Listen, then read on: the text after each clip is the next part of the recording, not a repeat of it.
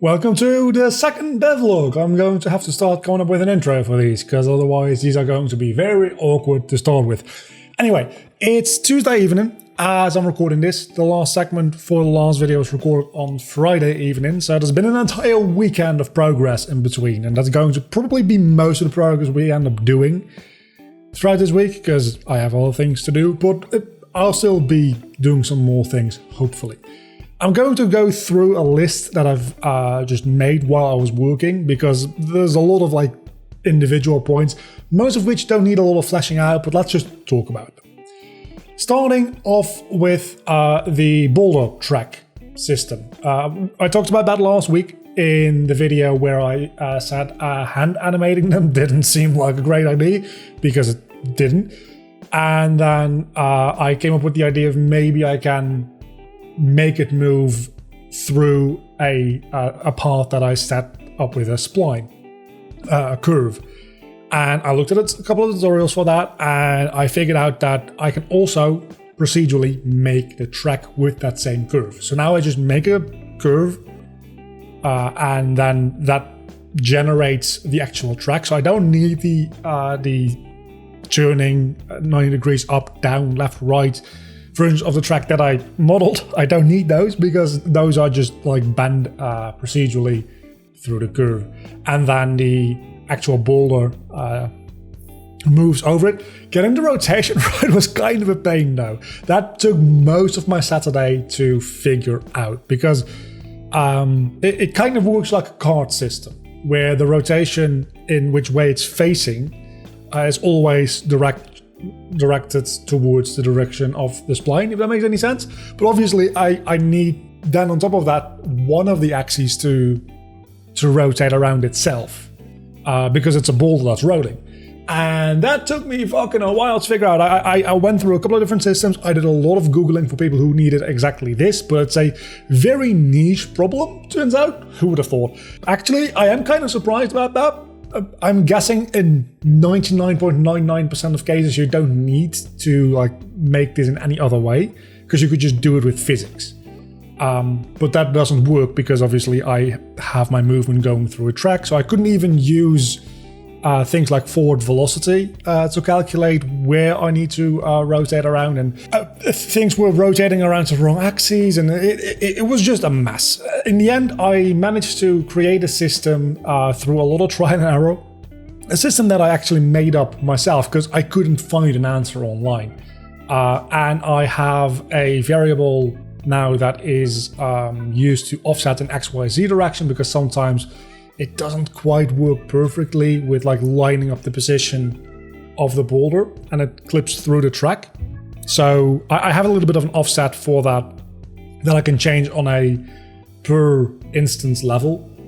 It's just 50 units to the right or on the x-axis, or maybe you need it to be just a little higher because it's clipping through the bottom, that kind of stuff. That's a little bit of a resolution to the problem we left with last week. And again, it's been most of my Saturday spent developing that. So there's still some issues with it, because you can't go back 90 degrees or 180 degrees behind where you've already built parts of the track for some reason, because it'll just twist and just glitch the hell out. And usually if you're just doing this to build geometry, you would be able to turn it 180 degrees around and keep going. Issue is that I'm also moving the track, moving the boulder over that track, and if I rotate that around 180 degrees, so will the boulder. And that will probably not end up working all too well. Now that I'm saying it out loud, I haven't actually tried it since revamping a couple of things, so maybe it will work. Going to have to try that. Let's go down the list. I carried over all the assets I made to a new project because I was really annoyed that I couldn't use Megascans. And then afterwards I realized I'm probably not going to use these materials as the final materials, largely anyway. Maybe something like the sand material that I'm using right now, I'll be able to use for the floor because it's just sand. But for most of the objects, I'm probably going to end up using 3D Substance Painter from Adobe to make all of the textures, because it's just so much more powerful. It's kind of ridiculous. Just the simple fact that it has, number one, it has smart materials available for you to use, but it's also just very smart in how you can apply certain filters and masks to your material layers. Where, for instance, just making worn edges, right? It's just a function. It can just calculate edges over a certain angle and just apply a mask with some like fall off to that, and you have worn edges on your model.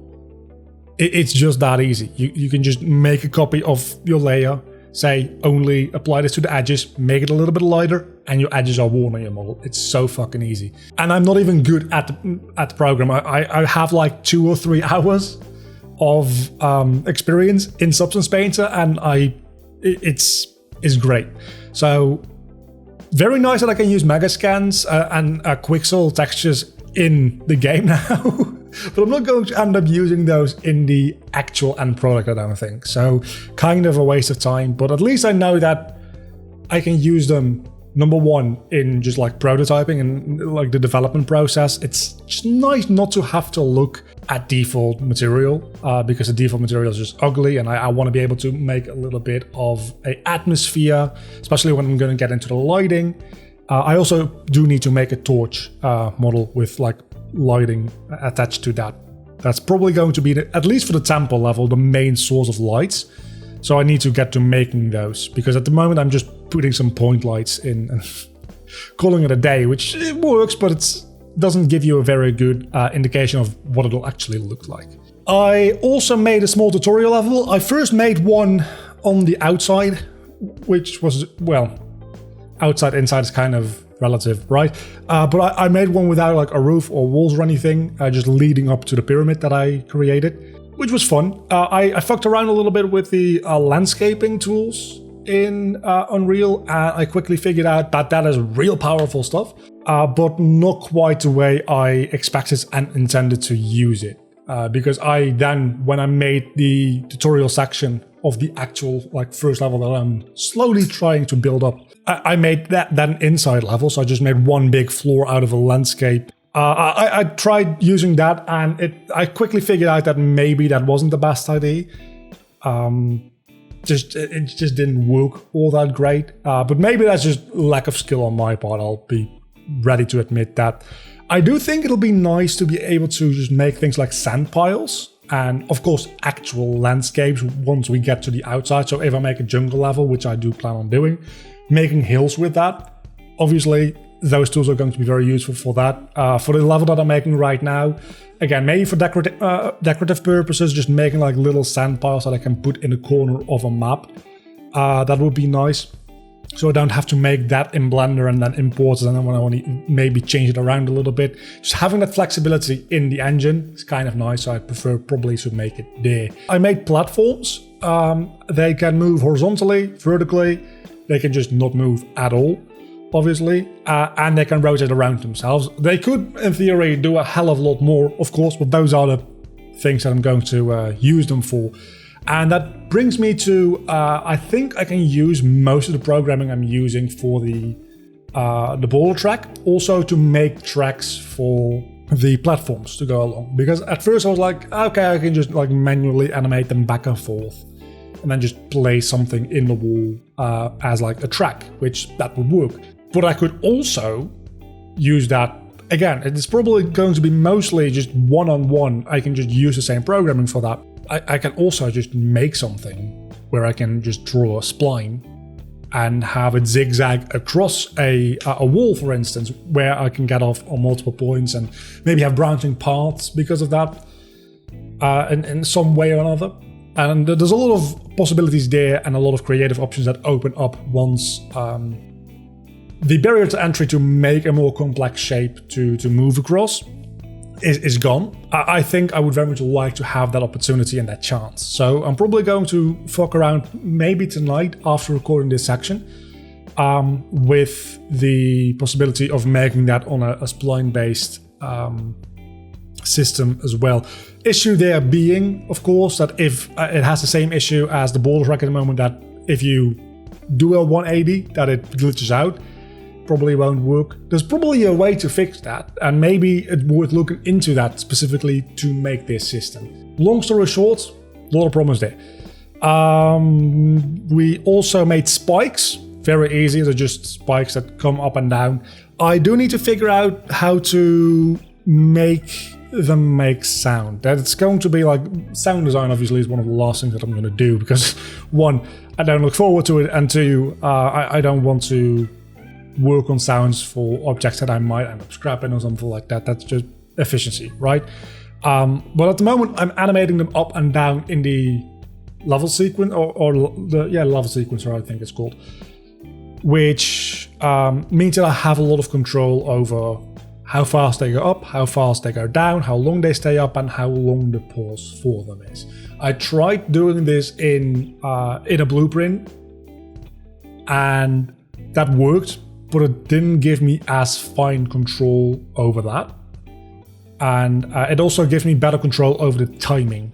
Like if I want to make a system where you have spikes that go up and down and leave you a very small window to walk across a bridge made out of spikes, it's very easy for me to animate that right now. The only issue is that I don't have a good way of playing the sound at the moment the things go up at the specific location of that spike. Because obviously the animation of it going up and down is in no way linked to the actual programming of the thing. And that is where I need to include the sound at location. So that's going to be quite a thing to figure out. There might be a way to do it. I haven't Googled into it yet, but that is a problem that I have foreseen. And again, something that I'm going to look into way in the future. That's a problem for future me, not for me. The track system for the platforms that I talked about. Thinking how it could just be lifted from the boulder tracks. For the most part, that ended up just being true. I didn't have to change that much. There were a couple of things that ended up not being needed, like the boulder offsets, or the changing of the rotation, because obviously the boulder needed to change rotation with the track. The platforms don't. Mostly because the platforms will only be ever moving on 2 dimensions and always will be facing the same way anyway. And that way I can also just orientate the object in the level editor the way I want it to be. So if I don't want the object to be exactly 90 degrees perpendicular to the track, but just be offset a little bit, or hell, even have it move back and forth, animate that. Which could be very interesting, because it could, for instance, take 5 seconds for a loop for it to go back and forth, but then have an animation where it rotates around its own anchor point that takes 3 seconds. So it isn't the exact same way moving back and forth every single time. It will be the same every 15th time. It allows you a lot of opportunities for interesting mechanics later down the line. So that was mostly an accident, the fact that that'll work. I haven't tested if that will work. There's no reason that shouldn't work, because I'm nowhere in the programming at this point setting a rotation. So that should, in all theory, just straight up work. I had to fuck around a little bit with some of the settings, because it did do the same twisting thing that the boulder tracks did. I have fixed that, but I've not fixed it in such a way that it's just straight up fixed, because as soon as I go into the depth dimension, it still twists up. Thing is, this is only ever going to be applied to walls, so I could spend a whole entire other day trying to fix it, because I've Googled and I've seen people that have found solutions that are beyond what I understand. If I ever need that specific thing, for instance, if I want to make a roller coaster in the next game, I can always come back to that.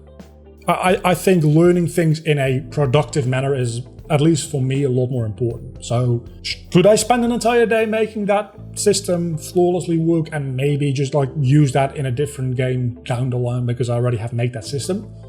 I could. Could I also just accept that the way it is right now is fine for the way I'm going to be using it and move on with learning something else and doing something else? That's what I'm going to do. I did add a time offset to that blueprint as well, though, because the thing that I ran into really quickly is that if you just set a lot of different tracks, they're all going to start at 0 and go to 1. 0 is the start and 1 is the end there.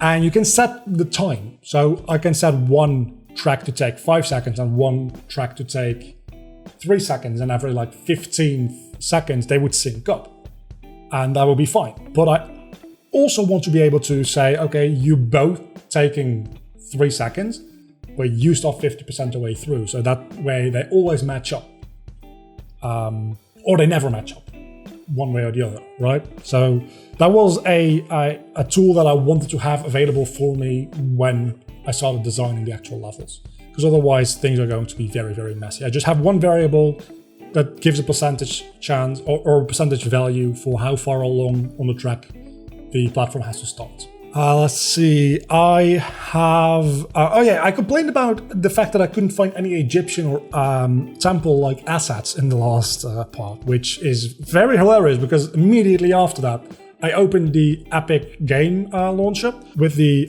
Unreal Marketplace, and this month, Epic every month provides a couple of free asset packs. Usually like 150 or 200 euros worth of assets that you can just use for free and keep for free to use in the Unreal Engine. So it's real good. Over a long period of time, you're going to build up a very, very big arsenal of just useful shit. And this month, one of the assets was a asset pack for caves. And while the stone color does not match at all, I can just simply replace that material. That's I was thinking texture, but it's more than just the texture, it's the entire material, with a sandstone material, and call it a day. That being said, a thing that I've been thinking about is art style, because right now I'm using a lot of photorealistic textures, and that is fine, I guess? Not really. Because the more and more I make assets, they are relatively low detail. Not necessarily low poly. No. Sometimes they are though. But they're relatively low detail. And that means, very simply speaking, that if you have a low detail or a low poly model and you put a high fidelity texture on it, and I'm not even talking about like, oh, it's 4K, I'm just talking like there's a lot of detail in the actual texture. Like a resolution has something to do with detail, but it's mostly like a sharpness thing. The actual detail in the texture, if that's too much, it's looking weird. If you have the torch that I'm using right now, I made a torch, and the little hole that the torch goes into has a brushed steel texture at the moment. Just one that came with the starter assets for Unreal. And it looks weird because it's fairly blocky in places. And that's fine, because I am probably going to go for the more cartoony art style. I think I talked about this a little bit in the last video. But I'm probably going to go with more flat colors with like a darkened stroke effect around edges, because I think that will look a lot better with the style of modeling that I do, because I'm not like a high level professional 3D modeler, quite the contrary. I can make some things, but I'm not great at it. I am leaning more and more towards having a more simple cartoony art style, where a lot of things are mostly flat colors, maybe with a little bit of surface imperfection just to make it look slightly better, but generally more flat. I think that'll end up actually looking better, because I've been thinking about what other kind of levels I might want to make in the future. I think after finishing this temple level, I'm going to make a separate game. I've been thinking about making a clicker game for a while, just for fun, and it seems like that's a way more technical thing to make, and something that I could probably enjoy making.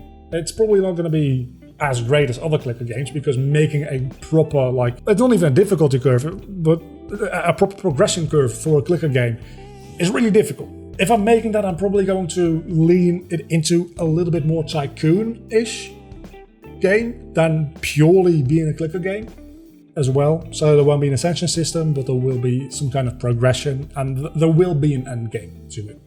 That's what I'm thinking right now after I make this temple level. But I want to come back to this project because I love 3D platforms, and there's a lot of things that I'm thinking about.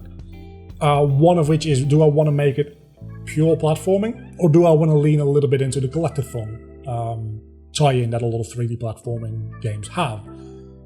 And the answer to that is I'm probably going to do a little bit of both, because as I see it right now, I'm thinking I might have some like overworld hub areas which are more open, like Mario Odyssey, with challenges put into those. And those challenges can take more advantage of three-dimensional movement. Whereas the levels themselves, there will probably be something like keys that you need to get in every single one of the levels. And then maybe health bonuses or something, just something optional in the overworld areas. But the levels themselves will be more like Crash Bandicoot or 3D Sonic games, hallway-based design, where you can actually like focus on more pure platforming. There will maybe be an enemy or two, but not as much as in the overworld. They'll probably be on a set path, whereas the overworld I'll probably try to make some kind of AI pathfinding. I don't know how complex that is going to be, but some basic behavior I might try to programming. Again, this is all pretty far down the line, because I imagine that I'm going to work on this game on a basis of I work on it until I reach a certain goal, then I go make another project, then I come back to this game. I set myself a new goal, I want to make this now, and then I work on it for another month, and then I go make another project. Learn a lot there, come back to this game, develop it more. And so over like a year or two, I might like develop something that actually evolves into a full playable game at some point. It is what I'm thinking. I don't know if I'm going to go this route yet, because as you can hear, I've got a lot of ideas, but I also want to be mindful of things like feature and scope creep, because I'm only one guy at the end of the day, right? I've been thinking about other 3D platformers and collectathons that I might take inspiration from, and one of my favorite ones of all time is A Hat in Time. And they have a level that's a movie studio. And of course, I have my own background in video production and film. So I just spilled some stuff all over myself here. So that will be very interesting for me to make a level based on that as well. And the thing that I was thinking about that really like pushed me over the edge here, and it's not just this, but this was a real good example, is I'm going to need to like have camera assets there. And I could just like download a 3D model, like a Canon camera or something like that, and put it in there. I could try to model an actual cinema camera, because there's probably plenty of like blueprints, like physical blueprints, not programming blueprints, out there for those. But what I'm probably going to end up doing is a lot more cartoonish, which is just going to be like a big black box with the two iconic film reels on top, and then a cartoonishly large lens in the front. And I've got this idea, especially if I'm going to go the hallway-based level design route, of making a level that's a Premiere Pro timeline. It's an edit. You're platforming through an edit. And I think that will be very, very cool to go through, especially for people that are familiar with working in Adobe, working in Premiere, or it'll probably be fine if you like recognize it as Final Cut. It's probably going to be non-descriptive anyway, because I don't want Adobe to sue me. And that way we can have a movie studio where you go from a writer's room into a into a casting. Well, not a casting couch, I fucking hope, but an audition room, and then you have a level that's the movie set itself, and you can see the movie being shot, and then you have a level that is the editing, and then you have a level which is at the cinema, which is the premiere. I think that's a really fucking fun idea. It's going to be a while before I get to that, because I'm working on the Stemple level right now, and again, after that's finished, I'm probably going to go into another project, but I'm getting a lot of ideas and a lot of inspiration for this, and that's mostly pushing me towards a different art style than I'm using right now. Most of the things that I'm using right now are placeholder assets anyway. I have started building the first actual level, and the thing with that is right now this level is more of a room, but I really find myself going through and not really using the room all too much. I'm making more or less just a hallway across the walls. For this one level, I'm probably going to keep it that way, because since it's a room, I can go back and forth across a lot easier, and I can put things in the middle of the room, and that'll be a lot closer to the platforming challenges that will be put in the overworld in the eventual game. So I'm going to still go the route of this room, but after this room I'm probably going to have a little bit of a hallway, and that's probably gonna be it for this level. I will put it up, and my camera just died. I will put it up for download after I finish that, just for people to play. I'll see you back next week with a new development log. And tomorrow with a... I don't know which video is going to go up tomorrow. I think tomorrow's the video about Cuphead. If you're coming over from the other channel, you've probably already seen it. But it's a fun video. Go watch that if you're watching this in the future.